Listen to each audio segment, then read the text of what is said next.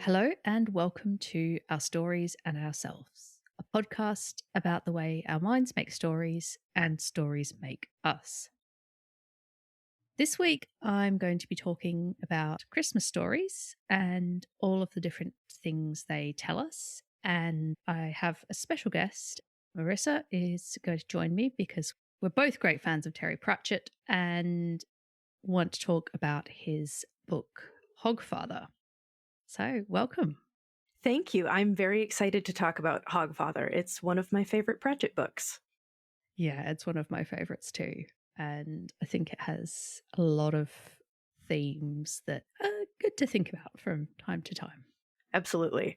So, I probably need to do a little bit of background for anyone who's not familiar with Pratchett or Discworld or the Hogfather. So, the Discworld series is, I can't remember how many books there are in the Discworld series. I don't think I know. There are so many. I've read them all, but I don't think I could tell you anything about how many there are. So there were 41 Discworld novels, according to Wikipedia just now. Then, of course, there are some supplementary books like the combination stories and science books, The Science of Discworld. Those ones are quite fun.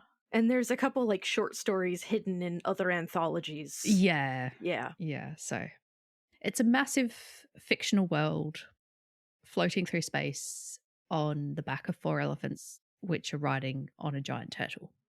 Because, of course. I believe he once referred to it as a geographical pizza. Geographical pizza. I like that. Yeah. I think without the anchovies, maybe. Mm-hmm. Yeah. Yeah. So that's Discworld. It's got a lot of things about it that mirror our world, a lot of things about it that kind of twist our world.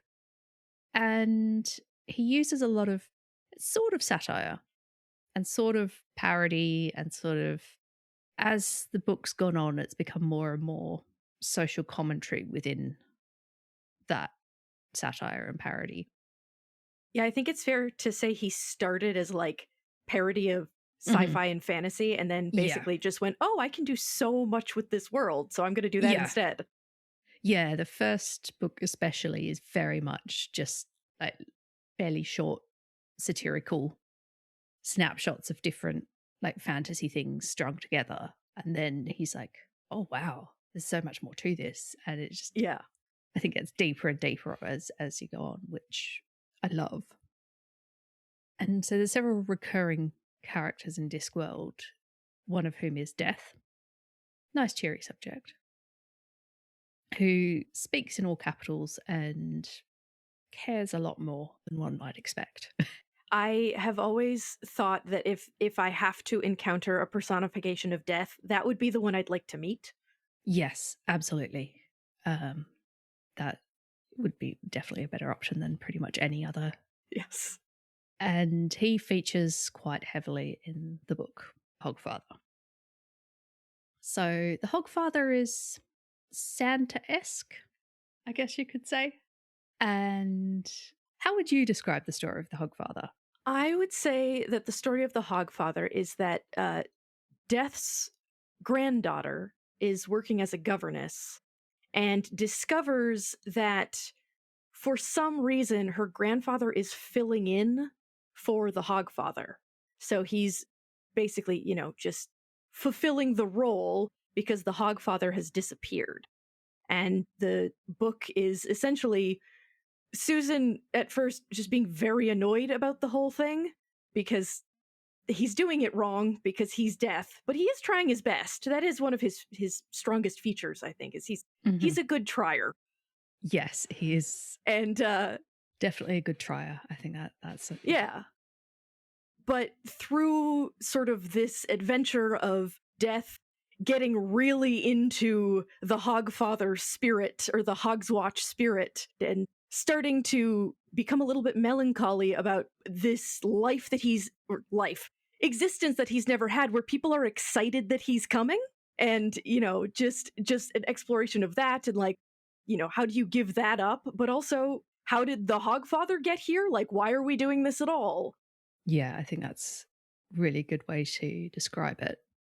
It's really got these two parallel stories, because one is Susan Death exploring why on earth the Hogfather is missing, what has happened, and how can she maybe sort things out, basically. And the other... She'd like to save Hogswatch, yes. Yes. Yeah. She wants to save Hogswatch, but I think she just wants to stop her grandfather from going off the rails and getting slightly worried about the fact that there's other random features of belief.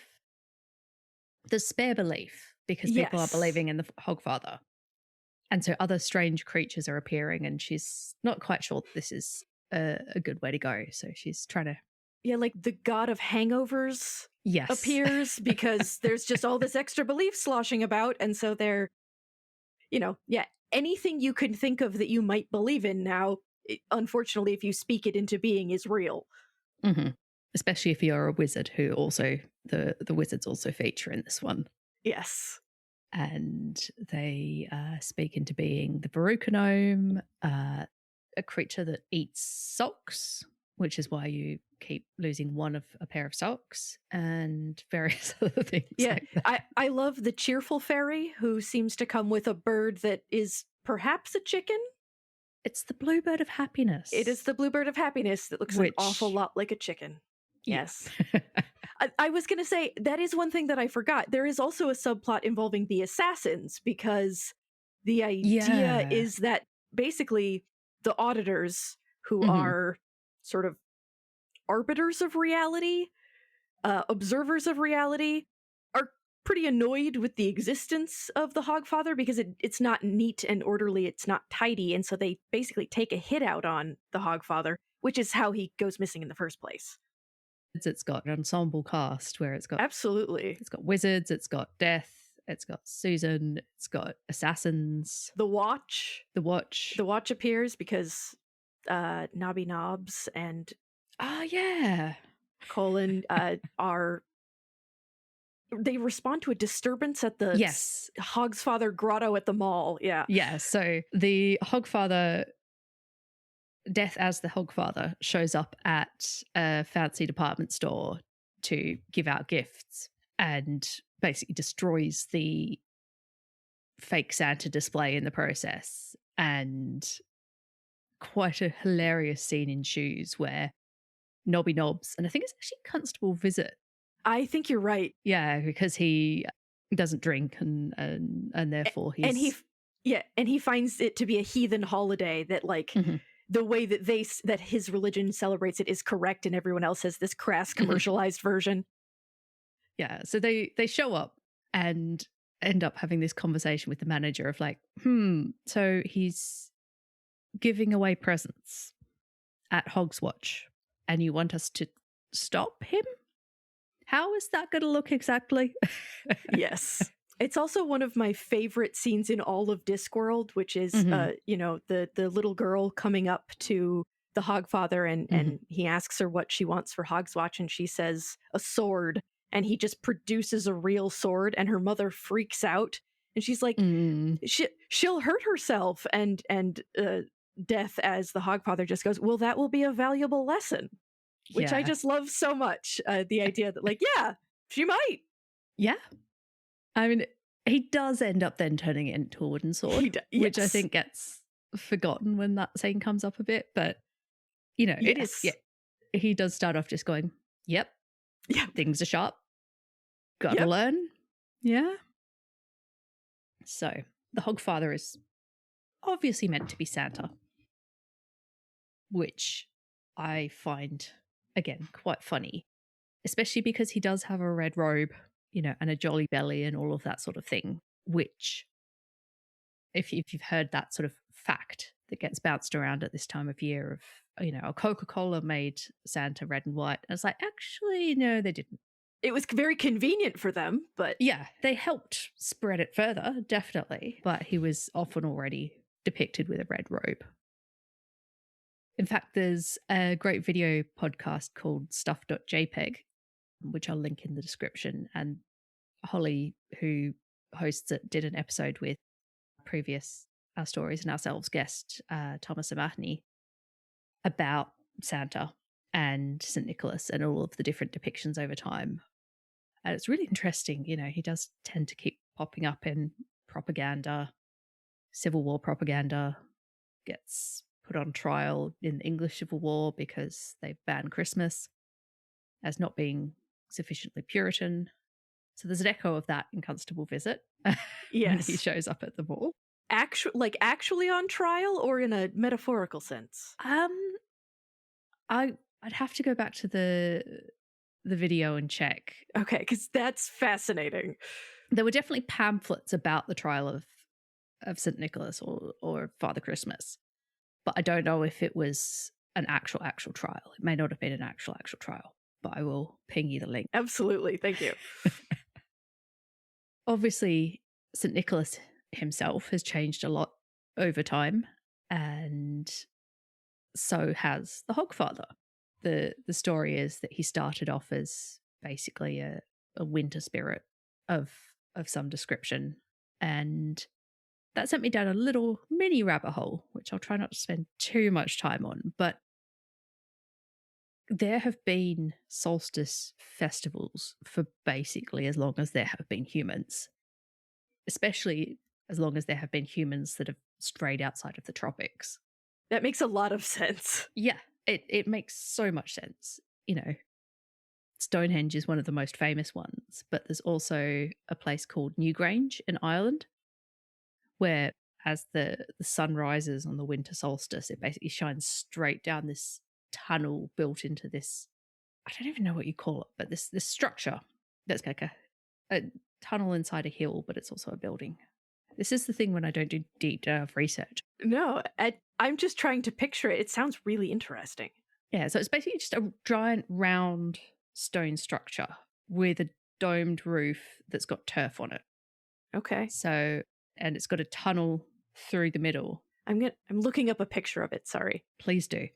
And it lines up perfectly with the winter solstice, which is just fascinating how they were able to do that in Neolithic period.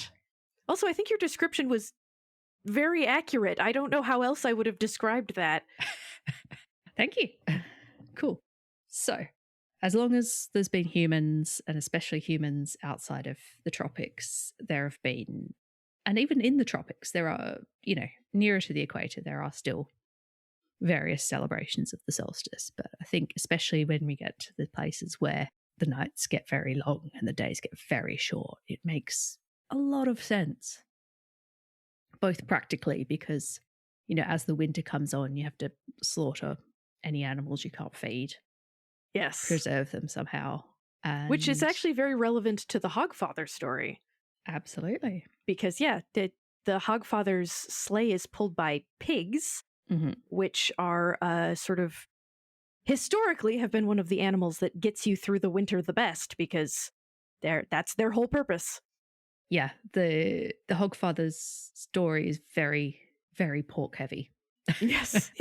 I think is reasonable to say. And it's quite hilarious how, to go back to the scene in the department store when the real pigs come in and smash the little pink paper mache pigs with the curly tails, and they're actually giant, hairy, snorting things with tusks that urinate down the stairs. And all the kids are like, wow! And the parents are less thrilled. Yes, which I can understand, but also to the point that they are in the story, which is that you really believe in that pig.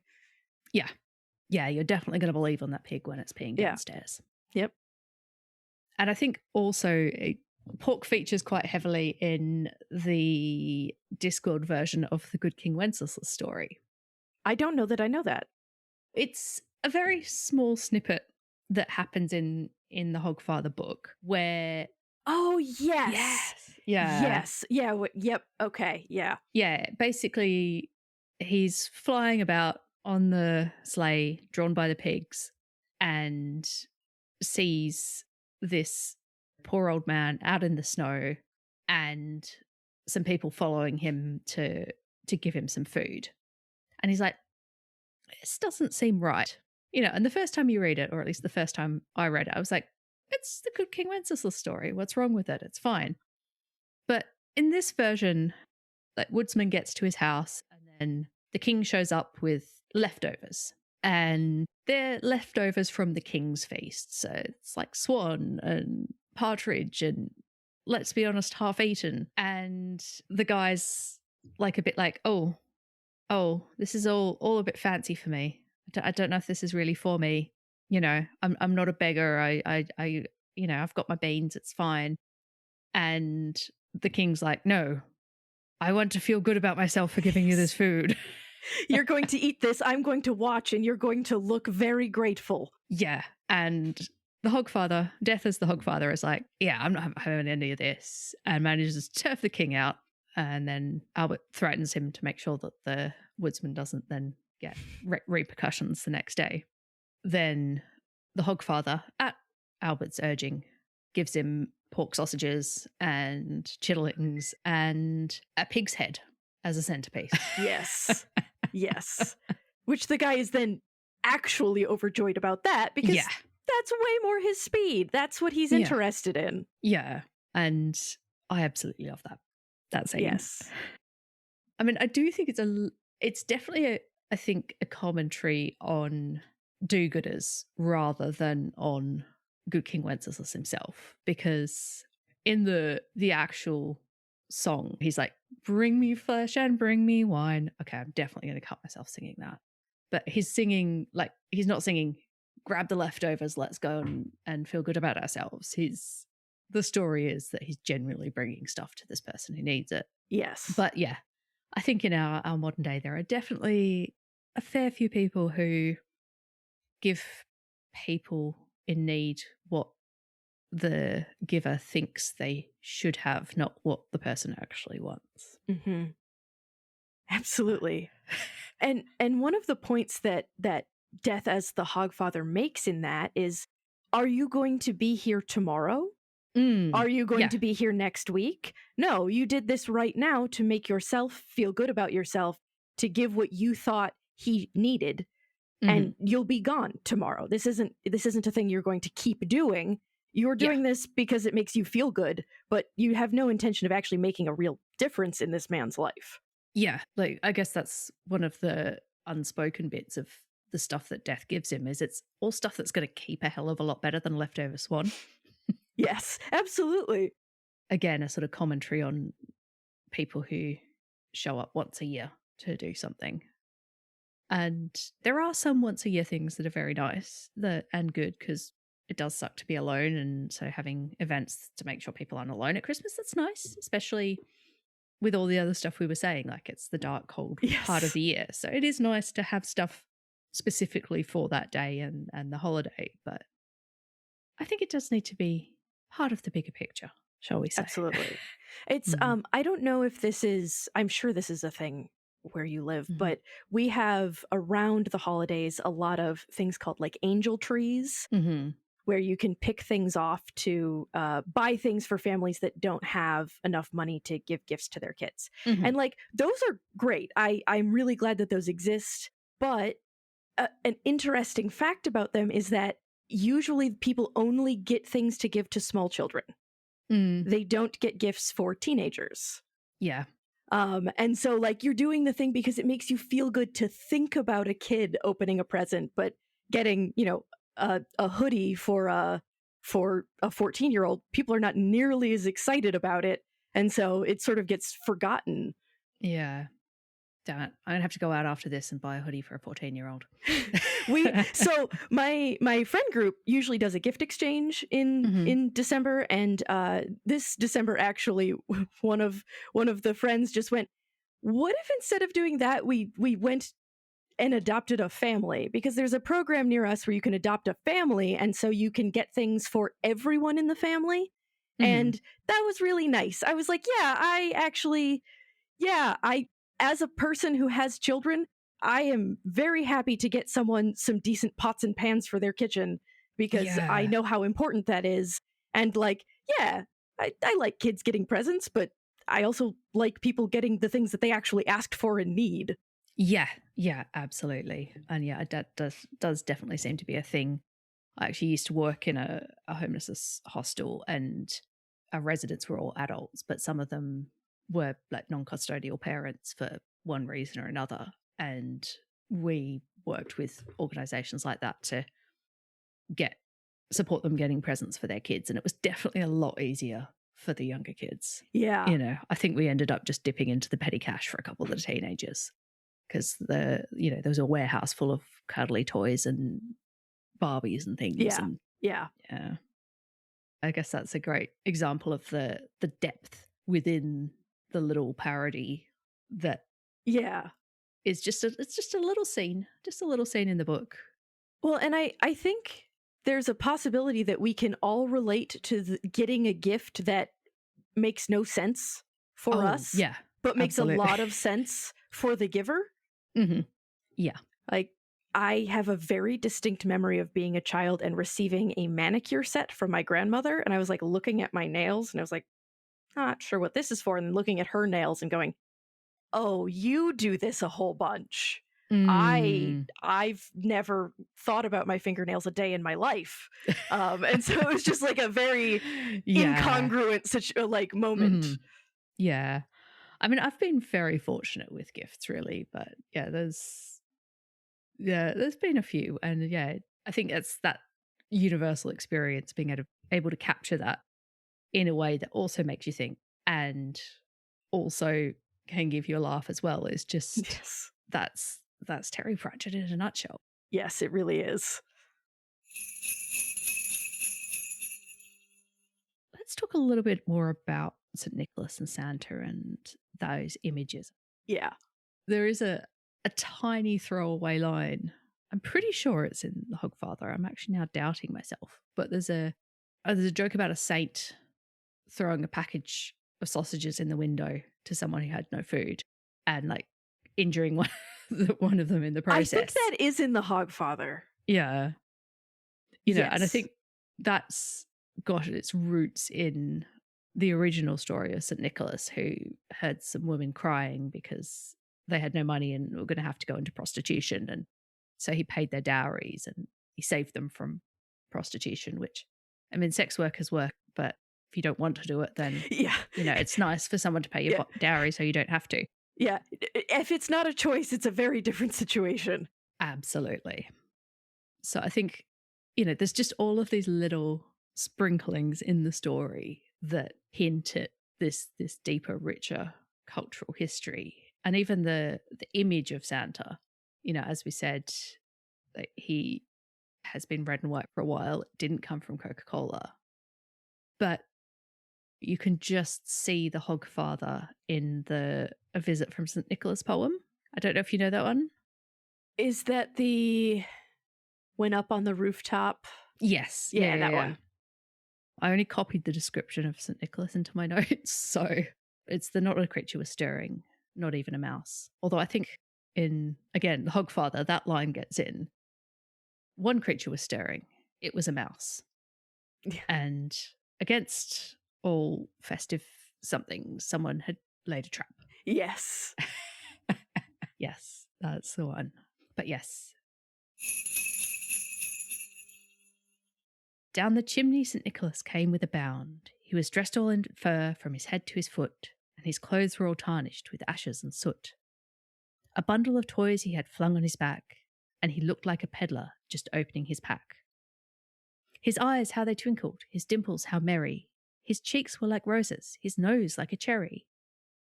His droll little mouth was drawn up like a bow, and the beard on his chin was white as the snow. The stump of a pipe he held tight in his teeth, and the smoke it encircled his head like a wreath. He had a broad face and a round little belly that shook when he laughed like a bowl full of jelly. Death's starting at a disadvantage, so the cushion in his jumper only gives him a slight belly, but Yes. Death as the Hogfather is very definitely trying to fill that niche in the minds of the children he visits, which it's interesting how much that image has stayed with us. Yes. From, that was 1823. And Santa has his moments. And growing up in Australia, there were a fair few cards of him in like board shorts and things like that. even a Hawaiian shirt, but I collect Mhm. Playmobil because why not as an adult? Mhm. And there's so many. They have so many different Santa figurines over the Mhm. years, including like a Santa in board shorts. But for a long time, because they really had just the one body shape, Santa was Mhm. always very well, not very thin because they're all the same size. But it's only in recent years that they've started doing different body shapes, and so now they have sort of the proper Santa that you can get, and it's very interesting the way that has changed over time towards like a more stereotypical Santa. Mhm. Yeah, that is interesting. If anything, I guess, yeah, if they're building off an existing form, then yeah, it makes sense for it to be not consistent with the wider image. But Yeah, it is interesting that they went from skinny to more variable. yeah. I also just on this thought of like we have an idea of what Santa looks like in our heads. Mm. I think it's part of the reason that incongruous Santas are so interesting and sometimes Yeah. funny. Just so I had an uncle who recently passed away, and he lived in a group home. He had some developmental disabilities, and my uncle chain smoked like a Mhm. chimney, and he loved to wear costumes. So from November until the end of January, sometimes he wore a Santa outfit everywhere. Oh, that's wonderful. So we'd like go out for dinner and we'd be at like a Chinese buffet and you just watch children just sort of stare at him as they're walking in and Santa is chain smoking Oh, no. outside. And we at his funeral we actually met a woman who lived in the neighborhood. She said she'd lived there about the same length of time that he had, since 97. And she said that she didn't know his name, but she knew that every December she could look forward to chain smoking Santa in the yard just waving at the cars as they went by. And so she was like, I had to come to chain smoking Santa's funeral, which was Yeah. wonderful. And it was a wonderful thing to learn about him because we had no idea that was lit. He was like a Mm. neighborhood fixture in that way. But chain smoking Santa is funny. It's just Yes, sort of inherently absolutely. funny. Yeah, I'm gonna have to reference that stuff.jpg episode again because Tom does a little illustration of his interpretation of Jamaican Santa, which again is beautifully incongruous and funny. And death as Santa is, or death as the Hogfather rather, is exactly the same. Yes. A skeleton trying to be jolly. Yeah. And Or the personification of death trying to figure out presents. yeah. Like, Mhm. yeah. Well, which does kind of take us to one of the other stories within the story that is featured, because there are a couple of other stories about death in the Discworld series where he basically stops doing his job, and that Mhm. causes all sorts of problems. And this time around, he is still being death as well as being the Hogfather. Which, God, that's got to be tough. That's got to do a number on you. But he puts his hand in his sack and pulls out a timer, which is the symbol that he's got to go and collect someone because their time's up. And he gets to this alley and sees a little girl lying in the snow. Now, are you familiar with the story of the little match girl? Yeah, the poor little match girl. Absolutely. Yeah, I had the illustrated book when I was a kid. I think I did too. I know there's a lot of fairy tales that aren't actually very happy, but that one just, I don't get why that was given to children. It's particularly bleak because a lot of fairy tales, like even when they're not for children, are violent. That one's not violent. It's just bleak. Yeah, absolutely. For anyone who doesn't know the story, it's the story of a little girl who's out trying to sell matches on a cold winter's night. She doesn't even have shoes. And no one's buying the matches from her. And so she's too scared to go home because her father will beat her. Like, it's just so bleak. And so she curls up in an alley to try and rest and is so cold that she starts lighting the matches.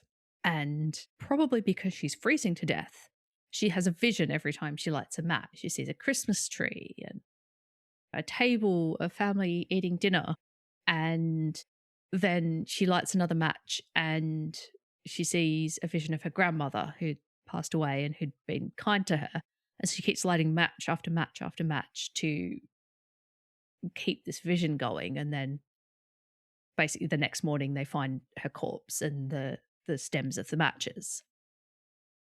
And I don't know what that story's meant to tell us. I have no idea. Like, life is pain and then you die? Like, maybe? I wonder if part of what went over my head with it, perhaps, is that there's supposed to be a religious component to it. Like, she gets to go be in a better place, sort of thing. Maybe. I mean, I do think she's... But I don't know. Taken up to heaven at the end of it. But yeah. Still, yeah. As a non-religious child, that just totally over my head. I'm like, well, that sounds horrible from beginning to end. Yeah, I did not get it as a kid. I think because obviously there's a version of it in the Hogfather, and I much prefer this ending. Yes. So basically, Death shows up and he's like, oh, this is one of my death jobs. And then he's like, but wait, I'm also the Hogfather. I can give presents. I'm going to give her a better chance at life. And Albert is very alarmed. He's like, what are you doing? No, don't mix these. Which, given how much chaos it has caused when people have tried to change things before, I do understand why Albert's concerned. But also, he's the Hogfather. He can perform miracles. And, and that's when then Nobby Nobbs comes back in, and because it's actually him that gets handed the child and told to take care of her. And he's like, I think I should do this. Yes. I get a very strong feeling that I should do this. And Albert's like, oh yeah, the story reminds people it could always be worse. I'm like, well, yeah, but also I didn't get that from it either. No, I didn't. I just went, wow, that's horrible. There was no I'm glad that wasn't me, because I was just like, it's just horrible. I definitely prefer the Discworld version. Yes. That's for sure. Yes. Including Albert throwing snowballs at the angels that show up to collect her. Yeah, that show up to collect her. Which I guess does fit with your, maybe this is a religious thing theory, but maybe just show some good Christian charity and protect the starving frozen child before she is that. But where would the just malaise be if we did that? We'd have to process happy emotions in this dreadful story. We don't want to do that. No. Eventually, spoiler alert from here on. I mean, I guess there's been a few spoilers about what happens to the poor little match girl and the woodsman getting the pig's head and things like that. But spoiler alert for the end of the book. I don't really think it actually spoils it to know what happens. I mean, I read it at least once a year. So same. Yep. But we find out that the reason the Hogfather is missing is because this very devious and terrifying assassin has broken into the Tooth Fairy's realm, because obviously the Tooth Fairy is also real in the Discworld. And the reason that the Tooth Fairy collects all the teeth is to stop them being used to harm people, because very old magic, and I think a belief that has also been on the round world, so to speak, for a very long time is if you get a part of a person, you can control them. So fingernails, teeth, that sort of thing, you can control them if you've got that part of them. Yeah, so the Tooth Fairies in Discworld are a very, well, one, it's a job. You get hired as a Tooth Fairy, except for the original Tooth Fairy. Yeah. And also, their main goal is protecting children. That's what they're there for. By breaking into their rooms at night, which is their goal is to protect the children. But of course, Mr. Tia Time Mr. Tea Time, breaks into the Tooth Fairy's realm and basically collates all the teeth and then gets a trainee wizard to put a spell on them to stop all of the children and now adults that were children from believing in the Hogfather. And that obviously is very, very damaging to the Hogfather. Yes. Because another element of the Discworld is that gods need belief to sustain them. They get bigger and stronger with more belief, and they get weaker and frailer with less belief. Which is in line with sort of a theme throughout all of Discworld, that there's this source, or this element called narrativium, which is basically like what makes stories happen and how stories happen. Like, things are going to happen that make a better story because narrativium. And so, that it makes more sense that would fold over into belief as well. Yeah. No, we haven't even really touched on narrativium. There's definitely an episode or a mini-series or something in that. So the belief in the Hogfather has been damaged, and what Death is doing is kind of holding the space open. Mm-hmm. And the Hogfather, like St. Nicholas, has changed over time. Like, he's gone from being this old man winter type figure who you made noise and stuff to drive out the darkness, and then slowly it became kind of sanitized and nicer. Yeah, I was going to say, I think in the beginning, when they're, later in the book, they talk about how originally the Hogfather was essentially about light and blood. Yeah. Which, those are very basic, especially, I mean, for me, like, that talking about pigs in that context makes a lot of sense because you slaughter them in that, around that time period. But like it started in a very animalistic and dark place. Yeah, very much so. And the red blood on the white snow, which is a striking image. Yes. As you said, the slaughter for the winter, possibly even sacrifice to make sure that the sun comes back. There's some theories that was part of some of the Roman festivals from that part of the year and things like that. It also then comes around to the reason that Death thinks it's so important for the space to be held for the Hogfather, so that he can come back into it. Basically, it's like, well, he makes the sunrise.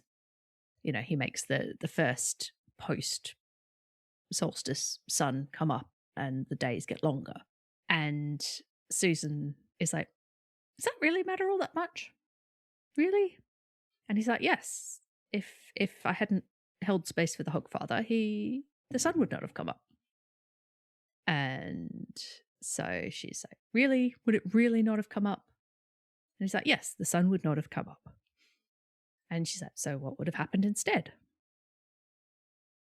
A flaming ball of gas would have started to orbit the disk. Yes. Yeah. And because Susan is sort of very practical, and she's so very practical. And possibly as a result of who her grandfather is, her parents tried to raise her to focus on what's real, what's really in front of you. Yeah. And so for her, this idea that the Hogfather is what brings the sun back is just, it bothers her, because clearly the sun is going to rise no matter what people believe. Yeah. But, her grandfather just keeps insisting, no. The belief that this is what brings the sun back is what brings the sun back. And although an event would happen, it wouldn't be the sun rising. Yeah, exactly.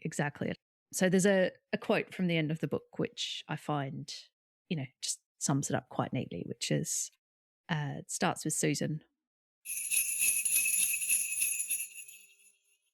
All right, I'm not stupid. You're saying humans need fantasies to make life bearable. Really? As if it was some kind of pink pill? No. Humans need fantasy to be human. To be the place where the falling angel meets the rising ape. Tooth fairies? Hogfathers? Little... Yes. As practice. You have to start out learning to believe the little lies. So we can believe the big ones? Yes.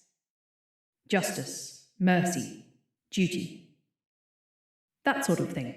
They're not the same at all. You think so? Then take the universe and grind it down to the finest powder and sieve it through the finest sieve, and then show me one atom of justice, one molecule of mercy, and yet you act as if there is some ideal order in the world, as if there is some rightness in the universe by which it may be judged. Yes, but people have got to believe that, or what's the point? My point exactly. It's perfect. It's just so perfect. It's so perfect. The concept of we have to believe the little lies so that we can believe the big ones is, it's painful. Yeah. But it's also accurate. Yeah. Because, yeah, we're learning to believe in people. Yeah. And, you know, if we don't do that, then what's the point? I mean, what's the point? Although it did get me thinking, just as I was pulling these notes together, that there are some myths that we could maybe do without believing.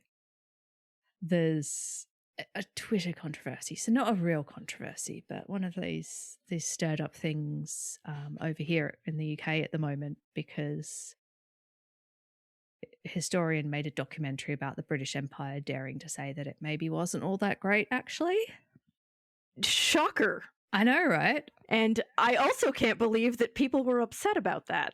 Yeah. So, apparently it was, it didn't mention any other empires and how bad they were. So, yeah, I think there are some stories that we could do without.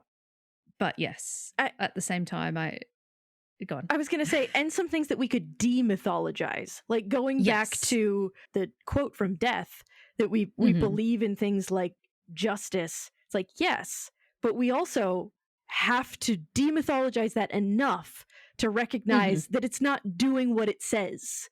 Like that we have to actually change it to be what we want it to be. Because if we just go with the myth of like, things will sort themselves out, justice is real, the authorities are going to make everything happen correctly, like, that's not really helpful either. Yeah. I think that's a great way to put it, like that, demythologizing it enough. And at the same time, it is also knowing that it's actually a story. Because I think there are a lot of people who treat it as an absolute. Yeah. You know, just there will be justice, or, you know, justice is a thing, rather than interrogating, well, like, what is justice? What is the purpose of a prison?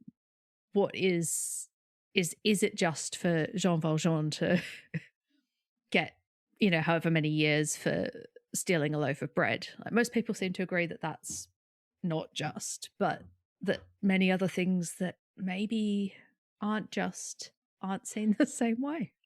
So, you know, living in the United States right now, there are some things going on, and watching the people around me who have always been very invested in the system working, watching it fail to work, and the way that really deflates people, where they have put their belief and faith into a system working a specific way, and when it turns out that there's nothing making it work that way at all, like people like there's no inherent reason it works that way, we were making it do that, has been, it's been depressing.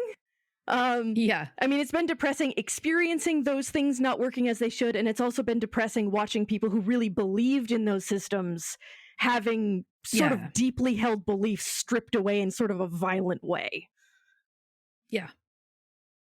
I have definitely, from the outside, observed some similar things. And I think just more broadly as well, I grew up in a fairly comfortable, sheltered space. And there were some things that I just sort of assumed about the world.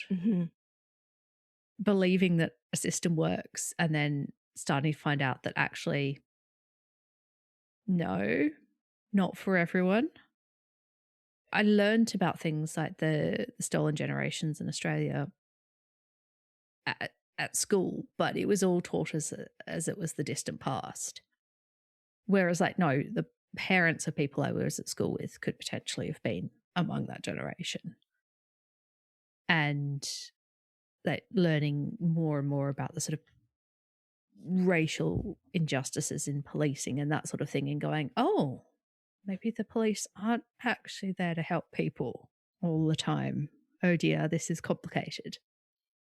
As, yeah, it has taken a bit of going, okay, well, I still want to believe that people want to help each other and that there is a way that we can run the society where we minimize the harm that people can do to each other without harming them more by putting them in a punitive system that does nothing to rehabilitate or even safely contain or anything.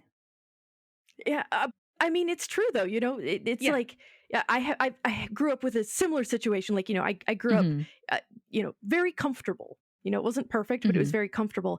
I do feel very fortunate that my parents were very involved in like political and social justice stuff as I was growing up. So I did grow up paying attention to things like that. But that still didn't prepare me for actually, you know, living in a space as an adult where those things matter in a way more than they did as, like, you know, a child growing up, where those things weren't affecting me on the day to day, or, you know, I wasn't seeing the effects of a lot of those things. And, you know, slowly having the idea that certain things that I didn't love, like, you know, I don't think there's ever been a point in my life where I've been like, the carceral state is good, actually, because I don't think that was ever part of like the way that my family talked about that stuff. But reaching a point where I was like, oh no, the carceral state is actively evil and we have to actually do something about it. Like, there's a journey there, and it's a painful one.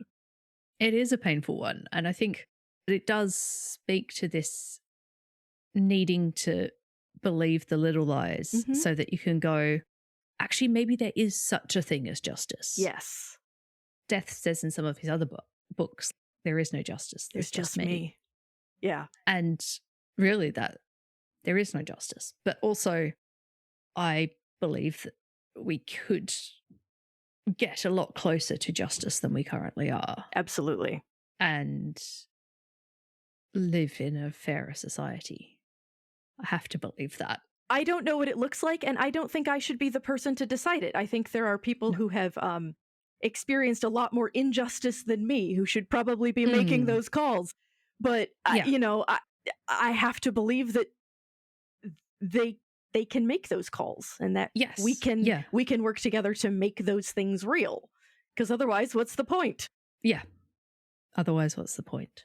But yeah, I think we, like, not just the two of us, but the we of all the world is crucial there, because I think too often it's a small group of powerful people who make these decisions, which are often not the best for the whole world. We need to believe that we can do better, or what's the point? Yep. Or what's the point? I mean, there's something to be said for the point of view that why does there need to be a point? But for me personally, I kind of need a point. Yes, same. Which, to wrap up and bring it around to a slightly happier ending. So we talked about death as the Hogfather holds the space open, and with the intervention of Susan and various others, including the God of Hangovers and Violet, the freelancer Tooth Fairy. Yes. Saves the Hogfather. They save Hogswatch, and almost everything's all tied up. Susan goes back to her job, where she's the governess for 2 small children. And the one loose end is the evil assassin, Mr. Tia Timmy, Mr. Tea Time. he doesn't like being called Mr. Tea Time, so I should just call him Mr. Tea Time. Yeah, he doesn't like it, and he should be all the time. Yes, indeed. So, Mr. Tea Time is the one loose end, and he finds Susan and basically threatens to kill her or possibly kill Death. And the kids wake up and are like, what's going on? And he's like, oh, I'm going to kill this scary skeleton. And the kids are like, it's not scary, just bones. Yes. You know, whereas Mr. Tea Time is scaring them because he's being threatening and mean. And I think probably they can read Susan's body language as well and tell that she's scared of Mr. Tea Time and not scared of Death. Well, and she's always been very straightforward with them. Yeah. Yeah. So, yeah, if she doesn't seem afraid of the bones, I would imagine that they're like, she's not afraid, so we're good. Mm-hmm. Yeah. And so what ends up happening, spoiler alert again, is that there's a nursery poker for the fireplace. And it's very clear throughout the story that this weapon is the one that kills the monsters under the bed and the monster in the cellar. And so Susan throws it and it goes straight through Death and kills Mr. Tea Time. And that's because, as Twyla says, it only kills monsters. Yep. And they can believe in the poker. They can believe in the poker. There was a happy ending because the evil assassin got. Mm-hmm. And Christmas and Hogswatch were saved. And Death still didn't quite get being human. But he tried. He's a very good trier. He really is. He has the spirit. Yeah. He wants to do it. Mm-hmm. He's just Death. So you're never really going to get life. Yeah. So I think we can wrap up there. This has made me realize that I'm overdue for my annual reread. So I will have to. Yeah, I had been aiming to finish it before we recorded and got almost to the end and then fell asleep. So I usually do my annual reread in the couple of weeks before Christmas because I knew we were doing this. I started a bit early. Yeah. But I haven't quite got to the end yet. I'm sort of waiting until my child is old enough that I can justify reading it to them around this time of year. Mm-hmm. 3 seems a little early, but someday we'll get there. Someday. Yeah. And there's so many great books to share. Yes. Both from Terry Pratchett and others. So. Yes. So many. There's so many good books. Yeah. So many good stories. So many good stories. Well, thank you so much for joining me. Yeah, thank you for having me. This has been a great chat. I love talking about Pratchett stuff, and I almost never get to because very few people in my life have read Terry Pratchett. So this was delightful. This was great. I always love talking about Terry Pratchett. And I will probably be talking about many, many more Terry Pratchett books. I was going to say, there's like a whole podcast in there, like a whole series. Yeah. I think I might have to just make it a recurring sub-series or something. I like that idea. I mean, I probably could just do a whole podcast on it, but there's so many other things I want to talk about as well. Just re-dipping into the well every couple episodes sort of thing. Mm-hmm. Yeah, that would be fun. Yeah. Listeners, thank you for tuning in. And if you want to talk about a specific Terry Pratchett book, do get in touch, ourstoriesandOurselves@gmail.com or Blue Sky, ourstories.bluesky.social.